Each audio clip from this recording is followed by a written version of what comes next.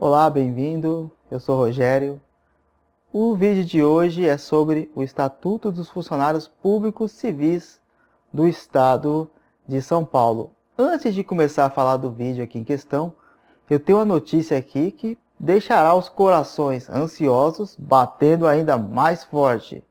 Porque saiu no Diário Oficial do Estado de São Paulo que a partir de sexta-feira, dia 17 agora, estará disponível no site da CKM Serviços o local da prova. Então, a partir da sexta-feira agora, você pode acessar o site da CKM e é provável que já esteja lá o local da prova. Já foi divulgado o horário, é à tarde mesmo.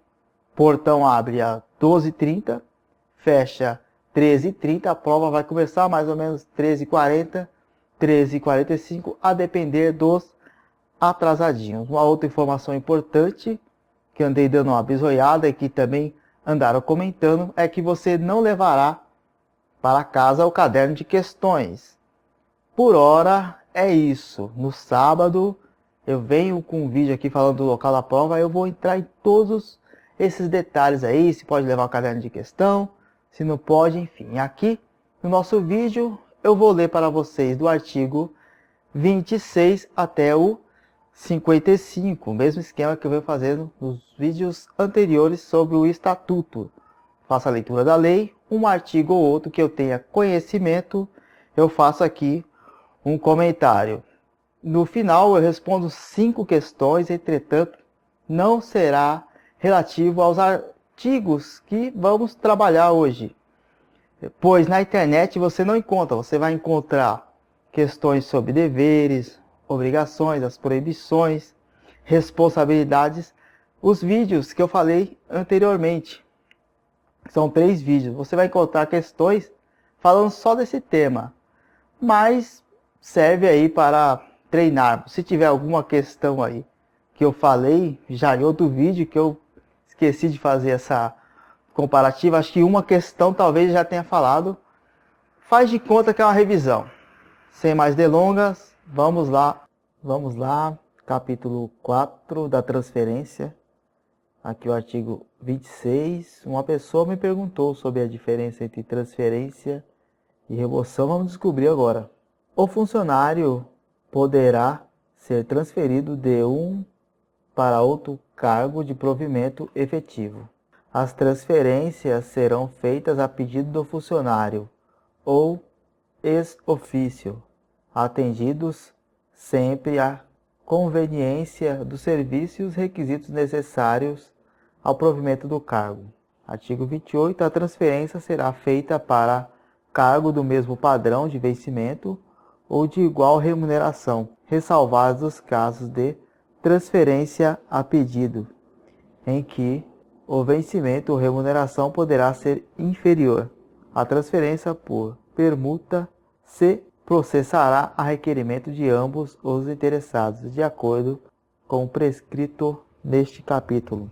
No caso aí você vê que a transferência, a pessoa pede para ser transferido ou é transferido inquisitoriamente, vamos dizer assim. Se a administração achar necessário transferir, faz. Normalmente fazem isso com algum funcionário que está dando trabalho.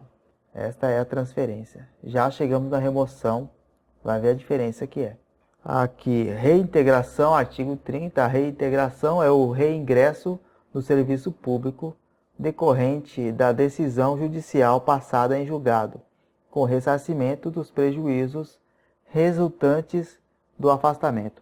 A reintegração será feita no cargo anteriormente ocupado, e se este houver sido transformado no cargo resultante. Parágrafo 1º. Se o cargo estiver preenchido, o seu ocupante será exonerado, ou, se ocupava outro cargo, a este será reconduzido sem direito à indenização.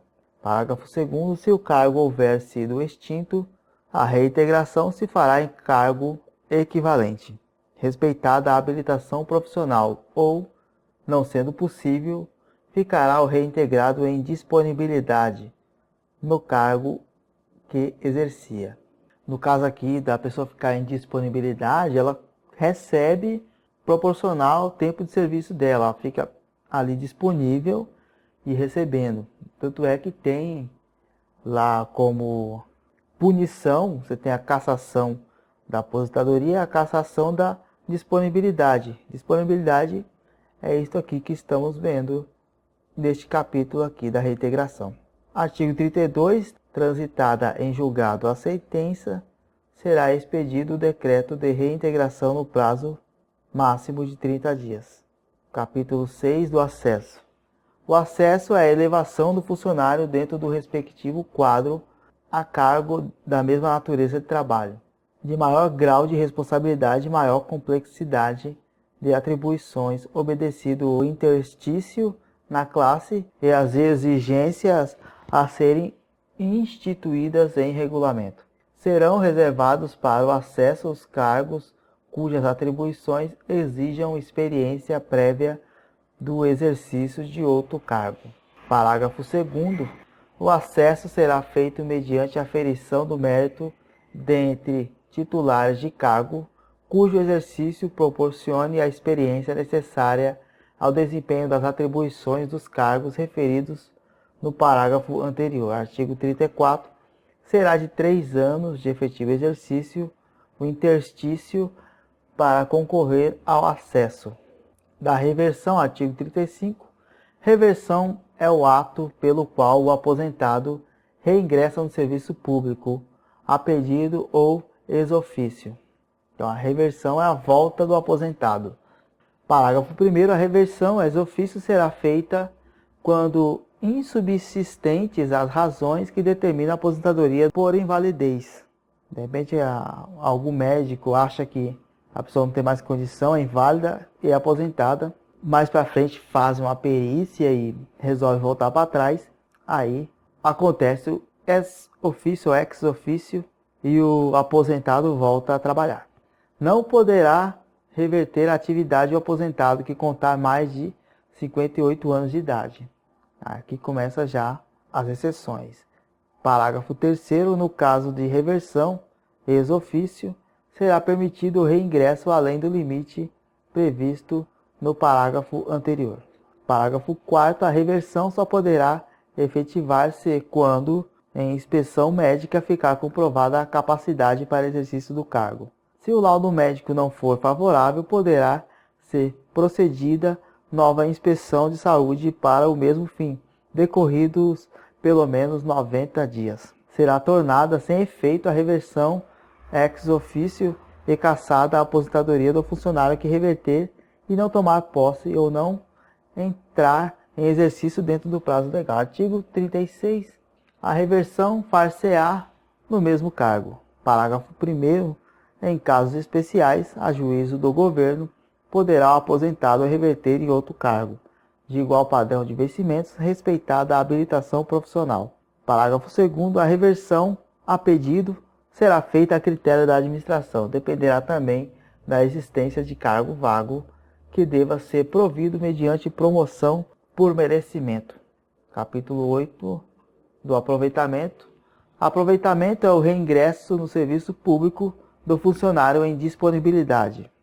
Então, a pessoa fica em disponibilidade, se ele voltar, esse é o tal do aproveitamento. O obrigatório aproveitamento do funcionário em disponibilidade ocorrerá em vagas existentes ou que se verificarem nos quadros do funcionalismo.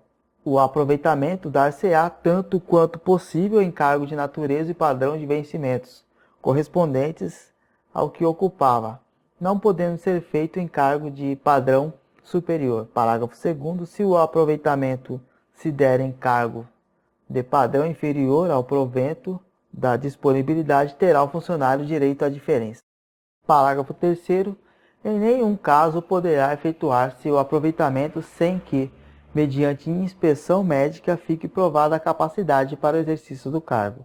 Se o laudo médico não for favorável, poderá ser procedida a nova inspeção de saúde para o mesmo fim, decorridos no mínimo 90 dias. Será tornado sem efeito o aproveitamento e cassada a disponibilidade do funcionário que, aproveitado, não tomar posse e não entrar em exercício dentro do prazo legal. Aqui não tem jeito. Se chamar para ir trabalhar, em disponibilidade tem que ir, senão é exonerado. No caso aqui não é nem exoneração, é cassação mesmo. Será aposentado no cargo anteriormente ocupado ao funcionário em disponibilidade que for julgado incapaz para o serviço público em inspeção médica. Se o aproveitamento se der em cargo de provimento em comissão, terá o aproveitado assegurado no novo cargo a condição de efetividade que tinha no cargo anteriormente ocupado. Capítulo 9 da readmissão. Readmissão é o ato pelo qual o ex-funcionário demitido ou exonerado reingressa no serviço público, sem direito a ressarcimento de prejuízos, assegurada apenas a contagem de tempo de serviço em cargos anteriores, para efeito de aposentadoria e disponibilidade. Parágrafo 1º. A readmissão do ex-funcionário demitido será obrigatoriamente precedida de reexame do respectivo processo administrativo, em que fique demonstrado não haver inconveniente para o serviço público na decretação da medida. Observado o disposto no parágrafo anterior, se a demissão tiver sido a bem do serviço público, a readmissão não poderá ser decretada antes de decorridos 5 anos do ato demissório. Artigo 40. A readmissão será feita no cargo anteriormente exercido pelo ex-funcionário ou, se transformado, no cargo resultante da transformação. Artigo 41. Readaptação é investidura em cargo mais compatível com a capacidade do funcionário e dependerá sempre de inspeção médica. Artigo 42. A readaptação não acarretará diminuição nem aumento de vencimento ou remuneração e será feita mediante transferência. Agora, enfim, aqui a remoção. A remoção que se processará a pedido do funcionário ou ex-ofício só poderá ser feita de uma para outra repartição da mesma secretaria e de um para outro órgão da mesma repartição. Parágrafo único. A remoção só poderá ser feita respeitada a lotação de cada repartição. Artigo 44. A remoção por permuta será processada a requerimento de ambos os interessados, com anuência dos respectivos chefes e de acordo com o prescrito neste capítulo. Artigo 45. O funcionário não poderá ser removido ou transferido ex ofício para cargo que deve exercer fora da localidade de sua residência, no período de 6 meses antes e até 3 meses após a data das eleições. Parágrafo único. Essa proibição vigorará no caso de eleições federais, estaduais ou municipais, isoladas ou simultaneamente realizadas. Agora, para finalizar, falar da posse. A posse. Artigo 46. Posse é o ato que investe o cidadão em cargo público. Artigo 47. São requisitos para a posse em cargo público ser brasileiro, ter completado 18 anos de idade, estar em dia com as obrigações militares, estar no gozo dos direitos políticos, ter boa conduta, gozar de boa saúde comprovada em inspeção realizada por órgão médico oficial do Estado para provimento de cargo efetivo ou mediante apresentação de atestado de saúde ocupacional expedido por médico registrado no Conselho Regional correspondente para provimento de cargo em comissão. Possuir aptidão para o exercício do cargo e ter atendido às condições especiais prescritas para o cargo. Parágrafo único. A deficiência da capacidade física comprovadamente estacionária não será considerada impedimento para caracterização da capacidade psíquica e somática a que se refere o item 6 deste artigo, desde que tal deficiência não impeça o desempenho normal das funções inerentes ao cargo de cujo provimento se trata. Artigo 48. São competentes para dar posse os secretários de Estado, os dirigentes gerais, os diretores ou chefes das repartições e aos funcionários que lhes são diretamente subordinados, e os diretores gerais e os diretores ou chefes de repartição ou serviço nos demais casos, de acordo com o que dispuser o regulamento. Artigo 49. A posse verificar-se-á mediante a assinatura de termo em que o funcionário prometa cumprir fielmente os deveres do cargo. Parágrafo único. O termo será lavrado em livro próprio e assinado pela autoridade que der posse. Artigo 50. A posse poderá ser tomada por procuração quando se tratar de funcionário ausente do Estado em comissão do governo ou em casos especiais a critério da autoridade competente. Artigo 51. A autoridade que der posse deverá verificar, sob pena de responsabilidade, se foram satisfeitas as condições estabelecidas em lei ou regulamento para a investidura no cargo. A posse deverá verificar-se no prazo de 30 dias contados da data da publicação do ato de provimento do cargo no órgão oficial. Parágrafo 1º. O prazo fixado neste artigo poderá ser prorrogado por mais 30 dias, a requerimento do interessado. O prazo inicial para a posse do funcionário em férias ou licença será contado da data em que voltar ao serviço.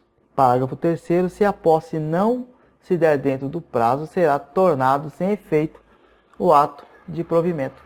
Artigo 53. A contagem do prazo a que se refere o artigo anterior poderá ser suspensa nas seguintes hipóteses: por até 120 dias a critério do órgão médico oficial, a partir da data de apresentação do candidato junto ao referido órgão para a perícia de sanidade e capacidade física, para fins de ingresso, sempre que a inspeção médica exigir essa previdência, por 30 dias, mediante a interposição de recurso pelo candidato contra a decisão do órgão médico oficial.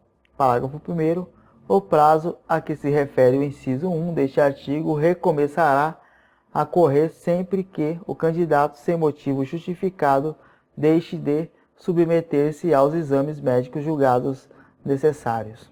Parágrafo 2º. A interposição de recurso a que se refere o inciso 2 deste artigo dar-se-á no prazo máximo de 5 dias a contar da data de decisão do órgão médico oficial. Artigo 54. O prazo a que se refere o artigo 52 para aquele que, antes de tomar posse, foi incorporado às Forças Armadas, será contado a partir da data da desincorporação. Artigo 55. O funcionário efetivo nomeado para cargo em comissão fica dispensado, no ato da posse, da apresentação do atestado de que trata o inciso 6 do artigo 47 desta lei. Pois muito bem, vamos aqui à primeira questão. São penas disciplinares, exceto, você tem aqui cassação de vencimento. Esse aqui já é o nosso gabarito, pois em nenhum lugar existe isso. Cassar o vencimento, tomar todo o dinheiro do servidor. Não existe essa possibilidade. Você tem aqui cassação de aposentadoria, isso aqui está certo. Cassação de disponibilidade, é uma pena disciplinar. Demissão também. Repreensão também. Gabarito A, próxima questão. O Estatuto dos Funcionários Públicos Civis do Estado de São Paulo prevê, entre outras, como penas disciplinares. As penas disciplinares estarão no artigo 251 do Estatuto. E são o quê? A repreensão, a suspensão, a multa, a demissão a bem do serviço público e a cassação de aposentadoria ou disponibilidade. Estas são as penas disciplinares. E aqui ele pede penas disciplinares, tá? Aqui, readmissão e transferência. Acabamos de ver o que é, não tem nada a ver com pena. Reversão ao serviço ativo e transferência também não tem nada a ver. Multa e reversão. A multa, ela é uma pena disciplinar, agora a reversão, não. Repreensão e multa, essas duas são penas disciplinares. Reintegração e demissão, então você tem aqui o gabarito alternativa D. Veja que as questões não são complicadas. Você lendo algumas vezes o estatuto, dá para responder numa boa. Vamos para a próxima. A ineficiência no serviço sujeita o funcionário público nos moldes da Lei 10.261 68, a pena de... Então temos aqui ineficiência. O que seria a ineficiência? Você tem uma avaliação em períodos, tá? Há uma comissão que faz essa avaliação de tempos em tempos do servidor para ver se ele tem capacidade mesmo de exercer a função que ele está ocupando. E vendo que o funcionário não tem capacidade de estar lá no serviço, através de várias avaliações, não é uma coisa tão simples, tá, pessoal? Ele é demitido. A é o gabarito. Será a demissão a pena dele. Você vai encontrar isso no artigo 256, que será aplicada a pena de demissão nos casos de abandono do cargo, que no caso, o abandono do cargo é você faltar 31 dias seguidos, dá abandono, você é demitido. Procedimento irregular de natureza grave, demissão. Ineficiência no serviço, demissão, que é o assunto da nossa questão aqui. Depois vem aplicação indevida de dinheiros públicos. Aplicação indevida, no caso, por exemplo, você pega o dinheiro da saúde e envia para a cultura. Aplicação indevida. Ausência ao serviço sem causa justificável por mais de 45 dias são as faltas interpoladas durante um ano, se você faltar 45 dias e sair da demissão. Próxima questão. Agora essa aqui é a última questão, tá? Com relação às penalidades e a sua aplicação, a lei número 10.261/68 estabelece que nos casos de indisciplina ou falta de cumprimento dos deveres sem reincidência, que é importante isso aqui, sem reincidência, a pena a ser aplicada é... Então aqui ele foi uma indisciplina. Você tem jubilação, você nem vai encontrar isso no estatuto. Detenção, no estatuto você não vai encontrar isso, você vai encontrar detenção. O Código Penal, sobre esses três aqui, ó. Demissão a bem de serviço público, repreensão. Demissão a bem de serviço público tem um agravante. Normalmente a pessoa fica de 5 a 8 anos sem poder voltar ao serviço público. É uma coisa bastante séria. E você tem aí a demissão, repreensão escrita. Então pensa comigo aqui. A pessoa foi indisciplinada e não tem reincidência. Não pode ser demissão, nem demissão a bem de serviço público, não tem cabimento. Só pode ser a D, o nosso gabarito. Você vai encontrar isso no artigo 253, que fala da repreensão. A pena de repreensão será aplicada por escrito nos casos de indisciplina ou falta de cumprimento dos deveres. Puro texto de lei. E por hoje é só. Então é isto. Vimos aí que as questões são bastante tranquilas com relação ao estatuto. É só você dar uma lida nos pontos principais, que são aqueles que já trabalhamos aqui. E seja o que Deus quiser. Quem sabe cai 8 questões dentro do tema que estudamos, pois concurso público, além de estudar, você tem que dar sorte. Qual que é a sorte? Estudar o que vai cair. Pois quem começou a estudar quando saiu o edital, não teve tempo, é muita coisa. Vamos ser honestos aqui, sinceros, realmente não dá tempo de estudar tudo. Tá? Mas quem sabe cai 8 questões aí de estatuto e estaremos bem. O próximo vídeo sairá neste sábado, vou falar do local da prova, vou ler lá o que foi divulgado no Diário Oficial, para ver ali detalhes e estar comentando aqui com vocês. Já estamos na reta final, então nessa semana eu vou ver se tem alguma coisa mais interessante, importante que eu possa estar passando aqui. Se tiver, eu coloco aqui para vocês e aí até o dia 26. Contagem regressiva, estamos chegando lá. Até a próxima, valeu!